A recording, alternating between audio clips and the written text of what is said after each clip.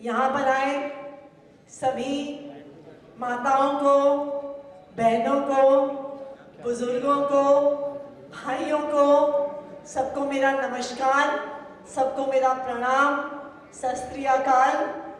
आप जानते हैं चुनाव का समय है और चुनाव के समय दिल्ली के अलग अलग हिस्सों में जाना होता है और इसी कारण से देरी हुई।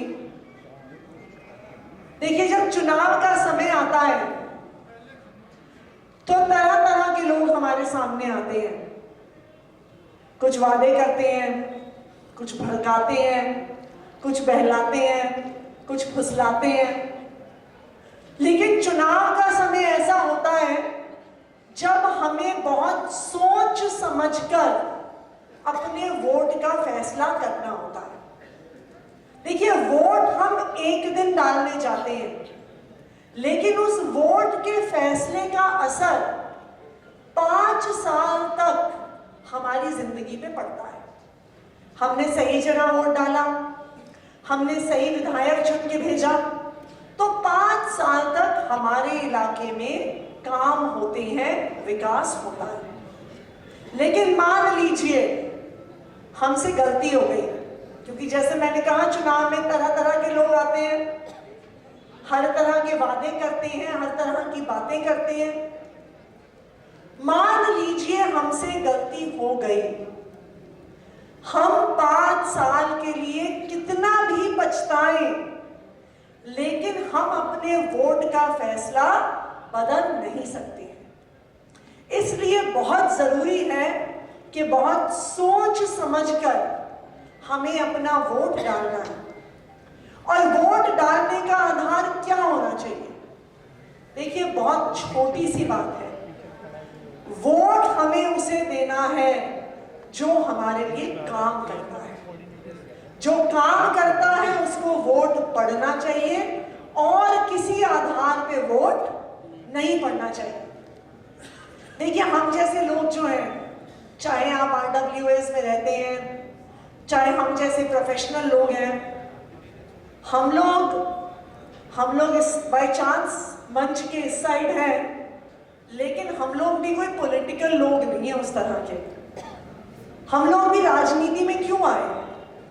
हम लोग राजनीति में इसलिए आए क्योंकि हम लोग देखते थे कि सरकारें आती हैं, सरकारें जाती हैं, पार्टियां आती हैं, पार्टियां जाती हैं, लेकिन एक आम इंसान की जिंदगी में कोई फर्क नहीं पड़ता है। और अगर आप लोग देखिए, हम लोग अक्सर जब मॉर्निंग वॉक पे जाते हैं, रात को डिनर पे बैठते हैं, 9 बजे की डिबेट देखते हैं, अपना फ्रेम तोड़ना, समाज के किसी मुद्दे पे चर्चा करते हैं, तो 5 मिनट के अंदर अंदर हम इस निष्कर्ष पे आ जाते हैं कि जी हमारे देश में कुछ नहीं बदल सकता। आते हैं कि नहीं आते इस निष्कर्ष पे? ये अक्सर हमारा तकिया कलाम होता है कि नहीं होता कि जी हमारा देश तो ऐसा ही है, भारत में कुछ नहीं बदल सकता जी। हम कहते हैं कि नहीं कहते? ये क्यों होता है? ये इसलिए होता है कि मुझे भी याद है जब मैं कॉलेज में थी तो हमारे साथ में, हमारे कॉलेज में, मेरी क्लास में किसी स्टेट के मुख्यमंत्री का बेटा पढ़ता था। अब आप जानते हैं अक्सर नेताओं के बेटे कैसे होते हैं, और हमें लगता था जी इनके पिताजी मुख्यमंत्री हैं, इनका सुपुत्र भी एक दिन राजनीति में जाएगा, जो हरकतें कॉलेज में करता है वो हरकतें राजनीति में करेगा। ऐसा ही सोचते थे हम जैसे मिडिल क्लास के बच्चे। हमें तो कहा जाता था जी अच्छे से पढ़ाई लिखाई करो, अच्छे नंबर लेके आओ, अच्छे नंबर लाओगे तो अच्छी नौकरी मिलेगी, अच्छी नौकरी मिलेगी तभी जिंदगी चलेगी जी। और हमें यह भी कहा जाता था कि पढ़े लिखे घर के अच्छे बच्चे राजनीति से दूरी बना के रखते हैं, नेताओं से दूरी बना के रखते हैं। क्यों? क्योंकि ऐसा हम मानते थे पॉलिटिक्स बहुत गंदी चीज होती है, पॉलिटिक्स में बहुत कीचड़ होता है, और शायद यहाँ पे बैठे बहुत सारे लोग यही मानते हैं राजनीति के बारे में कि राजनीति में बहुत गंदगी होती है। तो देखिए, जब अच्छे लोग, पढ़े लिखे लोग राजनीति में नहीं आते, उसका क्या नतीजा होता है? उसका नतीजा ये होता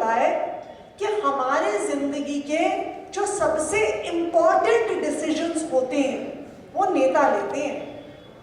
हमारे बच्चों को कैसी पढ़ाई लिखाई मिलेगी, इसका डिसीजन पॉलिटिशियंस लेते हैं। हमारे घर में माता पिता बीमार होंगे, हम उनका कैसा इलाज करवा पाएंगे, इसके डिसीजंस पॉलिटिशियंस लेते हैं। हम अपने बाहर घर से कदम रखेंगे, हम सेफ होंगे कि नहीं होंगे, इसका डिसीजन पॉलिटिशियंस लेते हैं। हमारे बच्चे पढ़ लिख के जब कॉलेज से निकलेंगे उनको नौकरियां मिलेंगी कि नहीं मिलेंगी, इस पर भी डिसीजंस हमारे देश के नेता लेते हैं। तो जब अच्छे पढ़े लिखे लोग राजनीति से दूर रहते हैं तो राजनीति में कौन आता है? गाली गलौज करने वाले, क्रिमिनल्स, मसल पावर वाले, मनी पावर वाले, ऐसे ही लोग आते हैं ना, जो पैसे से सत्ता और सत्ता से पैसा बनाना चाहते हैं, ऐसे लोग आते हैं पॉलिटिक्स में। तो जब अच्छे पढ़े लिखे लोग पॉलिटिक्स में आते ही नहीं हैं, यही कारण है कि हमारे देश की ऐसी दुर्दशा है। यही कारण है कि हमें इस देश के बारे में लगता है कि इस देश में कुछ नहीं बदल सकता। लेकिन आपको एक बात बताऊं, चीजें बदल सकती हैं। मैंने देखा है पिछले 10 साल में जब से कुछ पढ़े लिखे ईमानदार लोग राजनीति में आए हैं, जब से आम आदमी पार्टी बनी है, राजनीति में ऐसे बदलाव आए हैं जो इस देश की राजनीतिक इतिहास में कभी नहीं आए थे। हम जैसे सामान्य मिडिल क्लास के लड़के लड़कियां जो पॉलिटिक्स में आने के बारे में कभी सोच भी नहीं सकते थे, विधायक बनने के बारे में नहीं सोच सकते थे, आज हम जैसे पढ़े लिखे लड़के लड़कियां विधायक भी हैं, मंत्री भी हैं, सांसद भी हैं, मुख्यमंत्री तक बन गए। ये चीज इस देश की राजनीति में है। जब पढ़े लिखे लोग राजनीति में आते हैं, पढ़े लिखे लोग, ईमानदार लोग, साफ नियत से और इंटेलिजेंस से काम करवाना जानते हैं। अब समस्या क्या हुई है, जो हमारे सारे यहाँ पे आईटी एक्सटेंशन के अलग अलग विहारों के RWS बैठे हुए हैं, कि पिछले 10 साल से दिल्ली में तो ईमानदार पढ़े लिखे लोगों की सरकार है, लेकिन जैसे मैंने कहा था ना, कई बार वोट देने में गलती हो जाती है। तो पिछले कुछ चुनावों से विश्वास नगर में शायद कुछ गलतियां हो गई और भारतीय जनता पार्टी के विधायक पिछले 3 बार से यहां चुन के आ गए। तो जहां पूरी दिल्ली में आम आदमी पार्टी की सरकार इंफ्रास्ट्रक्चर पे काम कर रही थी, ग्रुप हाउसिंग सोसाइटीज के साथ काम कर रही थी, विहारों के साथ काम कर रही थी, पॉश कॉलोनीज के साथ काम कर रही थी, विश्वास नगर में पिछले 10 साल में ये काम नहीं हो पाया। और मुझे लगता है कि इस बात का खामियाजा अगर सबसे ज्यादा किसी ने भुगता है तो विश्वास नगर की ग्रुप हाउसिंग सोसाइटीज ने भुगता है और विश्वास नगर के विहारों ने और सब RWS ने भुगता है। मैं भी आपकी चिट्ठी पढ़ रही थी कि क्या क्या काम करने की जरूरत है, और मैं सोच रही थी कि बिल्कुल सही बात है, इसमें कुछ काम तो काफी बड़े हैं, पॉलिसी लेवल के हैं, हो सकता है हमें विधानसभा का कोई एक्ट लेके आना पड़े, लेकिन कुछ काम तो बहुत सिंपल छोटे छोटे से हैं। ये काम तो अगर कोई भी विधायक चाहता तो ये काम करवा सकता था। मैं खुद विधायक हूँ पिछले 5 साल से। मेरे अपने इलाके में बहुत सारी पॉश कॉलोनीज हैं, महारानी बाग, न्यू फ्रेंड्स कॉलोनी, कालका जी का पूरा इलाका, जो कालका जी के ब्लॉक्स हैं वो यहाँ के विहारों से बहुत अलग नहीं है। पिछले 5 सालों में मैंने एक विधायक बनके जो मेरा पूरा इलाका है वहां पे सड़कें बनवाई हैं, लाइटें लगवाई हैं, ओपन जिम्स लगवाए हैं, बूम बैरियर्स लगवाए हैं, गेट्स लगवाए हैं, CCTV कैमरास लगवाए हैं। ये सारे काम इन सब कॉलोनीज में हुए हैं। तो ये ऐसे काम हैं जो एक विधायक अपने एमएलए फंड से करवा सकता है अगर उसकी नीयत।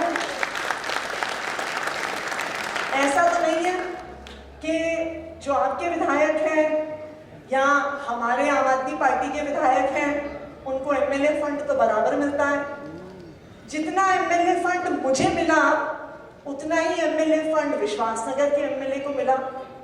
तो ऐसा कैसे हो गया कि मैंने बतौर एमएलए अपने इलाके में सड़कें भी बनवा दी, लाइटें भी लगवा दी, पानी की पाइपलाइन भी डलवा दी, बूम बैरियर भी लगवा दिए, गार्ड्स के लिए पोर्टा कैबिन भी बनवा दिए, सीसीटीवी कैमरास भी लगवा दिए, लेकिन विश्वासनगर के विधायक नहीं कर पाए। एक ही कारण है, काम करने के लिए नियत होनी चाहिए।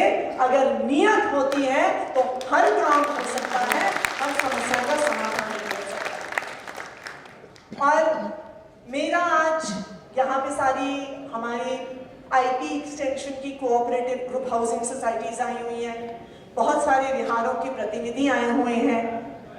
जो सब आपकी समस्याएं हैं, चाहे वो पानी की लाइन की हो, चाहे वो सीवर की लाइन की हो, चाहे वो रेन वाटर हार्वेस्टिंग की हो, चाहे वो स्ट्रीट लाइट्स की हो, ये सारी समस्याओं का समाधान करना, मैं सच बताऊं तो बहुत मुश्किल नहीं है। आपको एक अच्छे प्रतिनिधि की जरूरत है जो आपकी आवाज सरकार तक पहुंचाए। देखिए, मैंने देखा है हमारी ही पार्टी के जो एमएलएज हैं, मैंने बतौर मंत्री, बतौर मुख्यमंत्री, सच बताऊं तो हमारे विधायक मेरी जान खा जाते थे। कई बार मुझे लगता था अरे बार बार फोन करता रहता है, बार बार फोन करता रहता है, लेकिन जिसमें काम करने का जज्बा होता है ना, वो अपना काम करवा के रहता है, चाहे लड़के, चाहे झगड़ के, चाहे कुछ के पढ़ के। मैं आपको ये बता दूं, दीपक सिंगला जी आपके तो विधायक भी नहीं थे, फिर भी इन्होंने मेरे मंत्री बनने के बाद इतनी जान खाई है विश्वासनगर के काम करवाने के लिए, मैं आपको बता दूं। और जो व्यक्ति विधायक हुए बिना इलाके के इतने काम करवा सकता है, तो आप सोचिए जब आप इन्हें विधायक चुन के भेजेंगे, कितने काम आपके इलाके के कितनी स्मूथली होंगे। जैसे दीपक जी ने बताया, दिल्ली सरकार देश की इकलौती ऐसी सरकार है जो 15 करोड़ रुपए का विधायक फंड देती है, और देश में कोई ऐसी सरकार नहीं है। 15 करोड़ कोई छोटा अमाउंट नहीं होता। अगर कोई विधायक 5 साल में अपने 15 करोड़ के बजट का प्लान बनाए, मैं आपको आश्वासन दे सकती हूं कि आपकी विधानसभा का कोई भी इलाका अनछुआ छूट ही नहीं सकता, अगर कोई विधायक अच्छी प्लानिंग के साथ का काम करे, सही नियत के साथ काम करे। मैं एक और भी बात आपको बता सकती हूं, मैं दीपक जी को पिछले 5-7 साल से जानती होंगी। एक क्वालिटी जो दीपक जी में है, जो आपके अभी के विधायक में बिल्कुल भी नहीं है, बहुत समझदार और मृदुभाषी इंसान है। सब लोगों का सम्मान करना जानते हैं। दीपक तुम आगे बढ़ो। देखिए, जब आप अपने बुजुर्गों का, अपने बड़ों का, महिलाओं का, RWS का, जब आप किसी से बातचीत करते हैं, जब आप किसी का सम्मान करते हैं, जब आप किसी से अच्छे मन की उनकी बातें सुनते हैं, समाधान वहीं से निकलने शुरू हो जाते हैं। तो मुझे ये लगता है कि आज के दौर में विश्वासनगर को अगर किसी चीज की सबसे ज्यादा जरूरत है तो एक समझदार, पढ़े लिखे और ईमानदार विधायक की जरूरत है। तभी आपके इलाके की समस्याओं का समाधान हो सकता है। नहीं, बिल्कुल। और देखिए, दीपक जी ने जो आपसे वादे किए हैं कि हर RWA को अपना वो विधायक फंड डिवाइड करके आपको 20 लाख रुपए का डेवलपमेंट फंड हाउसिंग सोसाइटीज को और RWAs को देंगे। तो जो विधायक फंड होता है ये डिस्क्रिशनरी फंड होता है। तो दीपक सिंगला जी बेसिकली आपको मैं कहूँ तो 20 लाख रुपए का ब्लैंक चेक साइन करके दे रहे हैं कि आपको जो काम करवाना है आप अपने इलाके में करवाइए। वो काम विधायक के सिर्फ एक सिग्नेचर से हो जाता है और अपना वो सिग्नेचर, अपना वो साइन दीपक सिंगला जी RWAs को दे रहे हैं कि आप जो साइन करिए, आप जो काम करवाना चाहिए। तो जब आप दीपक सिंगला जी को वोट देंगे, इस बार जब आप आम आदमी पार्टी को वोट देंगे, दीपक सिंगला जी विधायक नहीं बनेंगे, आप सब विधायक बनेंगे। अपने इलाके में काम करने की मजबूती आपके हाथ में आएगी। सिर्फ इतना ही नहीं, ये एक ऐसे व्यक्ति हैं जिनको मैंने देखा है हमेशा अवेलेबल रहते हैं, हमेशा लोगों की मदद करने के लिए तैयार रहते हैं। तो जब भी आपको जरूरत पड़ेगी, ये मेरी आपसे गारंटी है, आप दिन हो या रात 24 घंटे आप कभी भी दीपक जी को फोन मिलाएंगे, फोन भी उठेगा और आपका काम भी होगा। ये मैं गारंटी देता हूं।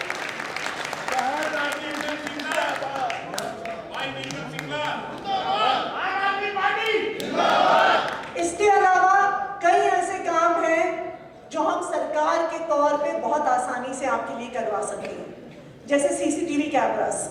मुझे पता है कि जब से धर्मवीर भाई, इनकी धर्मपत्नी रचना जी जब से पार्षद बने हैं, धर्मवीर जी बार बार मेरे पास आए ये कहने के लिए कि हमारे इलाके में CCTV कैमरा लगवाइए। इनकी मेहनत से वो CCTV कैमरास पास भी हुए, परंतु विधायक जी ने, जो आपके महानुभव विधायक जी हैं, उन्होंने वो काम भी रुकवा दिया। LG साहब को चिट्ठी लिख के रुकवा दिया। तो जो विश्वासनगर विधानसभा के हिस्से के 4000 CCTV कैमरास हैं, वो आने वाले 1 साल में आप सबकी RWAs में, कोऑपरेटिव ग्रुप हाउसिंग सोसाइटीज में और बिहारों में लगेंगे। उसके अलावा चाहे बूम बैरियर्स हो, चाहे गेट्स हो, मैं तो अगर आप चाहेंगे मैं अपने इलाके के सारे गेट्स और बूम बैरियर्स की तस्वीरें आप लोगों को भेज दूंगी। और ना सिर्फ अपने इलाके की, जहां जहां पर भी आम आदमी पार्टी के विधायक हैं, मेरे बगल में सौरभ भारद्वाज जी की विधानसभा है, यहाँ पे कुलदीप जी की विधानसभा है, पटपड़गंज है, मालवीय नगर में सोमनाथ भारती जी की विधानसभा है। जहां पर भी आप किसी सोसाइटी में जाएंगे, वहां पे गेट पे लिखा होता है ये गेट विधायक सोमनाथ भारती जी द्वारा लगाया गया है, ये गेट विधायक कुलदीप कुमार जी द्वारा लगाया गया है, ये बूम बैरियर विधायक सौरभ भारद्वाज जी द्वारा लगाया गया है। तो gates, boom barriers, CCTV cameras, rain water harvesting, ये सारे काम आपके एरिया में आने वाले कुछ साल में आप देखेंगे कि शानदार स्पीड के साथ आप सबकी कोऑपरेटिव ग्रुप हाउसिंग सोसाइटीज में और बिहारों में तेजी से आगे बढ़ना शुरू होंगे। ये मैं आपसे वादा करके जा रही हूं। देखिए, आप सब जानते हैं कि जब से दिल्ली में आम आदमी पार्टी की सरकार आई है, तो ऐसे ऐसे काम हुए हैं जो इस देश के इतिहास में कभी नहीं हुए। दिल्ली एक इकलौता ऐसा राज्य है जहां पे 24 घंटे बिजली आती है, जहां पे कोई पावर कट नहीं लगते हैं, और कोई देश में ऐसा राज्य नहीं है जहां पे 24 घंटे बिजली आती है। आप सबको पता होगा कि इस साल पीक गर्मी पड़ी, 50 डिग्री से ज्यादा टेम्परेचर पहुंच गया। आप किसी भी बड़े शहर में, बगल में यूपी है, गाजियाबाद, नोएडा, ग्रेटर नोएडा, गुड़गांव, फरीदाबाद, हर जगह 6-6 घंटे के पावर कट लगे थे। लेकिन इतनी गर्मी में भी दिल्ली में 24 घंटे बिजली आई। बताइए, सही कह रही हूँ, गलत कह रही हूँ? पावर कट तो नहीं लगे। आप इन्वर्टर बंद कर दिए की बात कर रहे हैं। कुछ दिन पहले मैं एक कार्यक्रम में बैठी थी, तो डायस पे मेरे बगल में एक व्यक्ति बैठे थे, वो थोड़े बुझे बुझे लग रहे थे। मुझसे प्रोग्राम खत्म लॉस के बाद वो मुझे बताते हैं, बेटा मेरा ना इन्वर्टर का बिजनेस हुआ करता था, और जब से आप लोगों की सरकार आई है मेरा इन्वर्टर का बिजनेस खत्म हो गया है। एनसीआर में तो इन्वर्टर बेचता हूँ, कहते हैं दिल्ली में अब कोई इन्वर्टर नहीं खरीदता क्योंकि 24 घंटे बिजली आती है। और ये लंबी लंबी लोड शेडिंग कोई 25 साल पुरानी बात नहीं है। हमारी सरकार बनने से पहले 2014 की गर्मियों में भी 8-8 घंटे के ब्लैकआउट हुए हैं। तब दिल्ली की पीक पावर डिमांड 5,500 मेगावाट के आसपास होती थी और 8-8 घंटे की लोड शेडिंग होती थी। इस साल दिल्ली में गर्मियों में 8,500 मेगावाट की पीक डिमांड हुई, लेकिन 1 मिनट की बिजली नहीं गई। ये है आम आदमी पार्टी की सरकार, ये है अरविंद केजरीवाल जी की सरकार। इसके अलावा आपको पता है कि दिल्ली में एजुकेशन सिस्टम में कितना बड़ा चेंज आया है। हर परिवार के पास अपने बच्चे को प्राइवेट स्कूल में भेजने के पैसे नहीं होते, लेकिन क्या हर परिवार का अधिकार नहीं है कि उनके बच्चे को अच्छी शिक्षा मिले? 10 साल पहले तक सरकारी स्कूल 3 टप्पर में चला करते थे, छत से पानी टपकता था, टॉयलेट इतने गंदे होते थे कि लड़कियां दिन दिन भर टॉयलेट नहीं जाती थी, इंतजार करती थी कि घर आऊंगी फिर टॉयलेट जाऊंगी। कहते थे कि टीचर्स क्लास में बैठते नहीं थे, बाहर स्वेटर बना करते थे। ऐसे होते थे दिल्ली के सरकारी स्कूल। 10 साल में दिल्ली की सरकार ने, आम आदमी पार्टी की सरकार ने दिल्ली के एजुकेशन सिस्टम को बदल डाला। दिल्ली देश की इकलौती ऐसी सरकार है जो अपने बजट का 25% हिस्सा शिक्षा पे लगाती है। देश में कोई और सरकार नहीं लगाती। आज दिल्ली के सरकारी स्कूल शानदार बिल्डिंग में चलते हैं, बढ़िया डेस्क पे बच्चे पढ़ते हैं, क्लासरूम्स में स्मार्ट बोर्ड्स हैं, कंप्यूटर लैब्स हैं, साइंस लैब्स हैं, स्पोर्ट्स की फैसिलिटीज हैं। दिल्ली के सरकारी स्कूल में 25 ओलंपिक साइज के स्विमिंग पूल्स हैं। ऐसी शानदार स्पोर्ट्स फैसिलिटी आपको प्राइवेट स्कूल में नहीं मिलेगी। कुछ दिन पहले दिल्ली सरकार के एक स्कूल में मैंने एक शूटिंग रेंज का उद्घाटन किया, ओलंपिक साइज की एक शूटिंग रेंज। साउथ दिल्ली में आश्रम अंडरपास बना है, आश्रम फ्लाईओवर डीएनडी से कनेक्ट हुआ है, राव तुलाराम मार्ग फ्लाईओवर बना है, पंजाबी बाग में फ्लाईओवर बना है, पूरा नॉर्थ दिल्ली एलिवेटेड रोड से कनेक्ट हुआ है। 5 साल पहले तक दिल्ली पूरे दुनिया में चौथा सबसे कंजेस्टेड शहर होता था, ट्रैफिक की स्पीड इतनी स्लो होती थी। और 10 साल में आम आदमी पार्टी की सरकार जब से बनी है, दिल्ली अब इंटरनेशनल रेटिंग्स में 4th मोस्ट कंजेस्टेड से 44th मोस्ट कंजेस्टेड पे पहुंच गया है, यानी शानदार ट्रैफिक की स्पीड बढ़ी है। इतना ही नहीं, दिल्ली मेट्रो का एक बड़े स्तर पे एक्सपेंशन हुआ है।